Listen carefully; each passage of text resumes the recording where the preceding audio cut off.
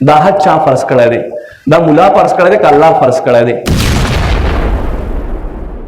روزه الله فرض کړی دی که مولا فرض کړی دی؟ موز الله فرض کړی که مولا فرض کړی دی؟ قربانی پتا باندې چا واجب کړی دا؟ دا خو ټول الله او الله رسول پتا باندې فرض کړی. نو مولا سړي څه ګناه شو پکې چې ته چې دین خو ډېر آسان دی خو دوی راته ګران کړی دی. دوی په کوم ذکر درته ګران کړی دا ووایي، خو حکم چې بیانې د الله او د الله رسول مولا درته بیانې. نو دا یو بیوقوفانه جمله ده او بیوقوف سړي کړی ده.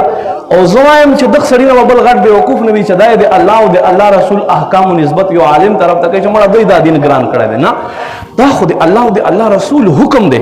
علما خو صرف تا ته مثال کے طور پر چاته د یو خط ورکو چراته وی ویا، علما خو تا ته د احکام صرف بیانې، په دې کې د بیانون کې خو څه ګناه نشته دی.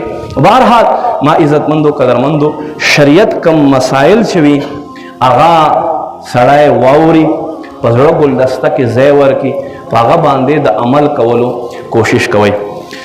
نبی پاک صلی الله علیه و آله وسلم فرمایي چا باندې چې قربانی واجب وي او د قربانی نه کوي، حضور فرمایي اختر په ورځ دې زمونږ اختر منځ ته نه راځي. دا سره مونږ ډېر شای خلک وي قربانی په واجب وي خو نه کوي.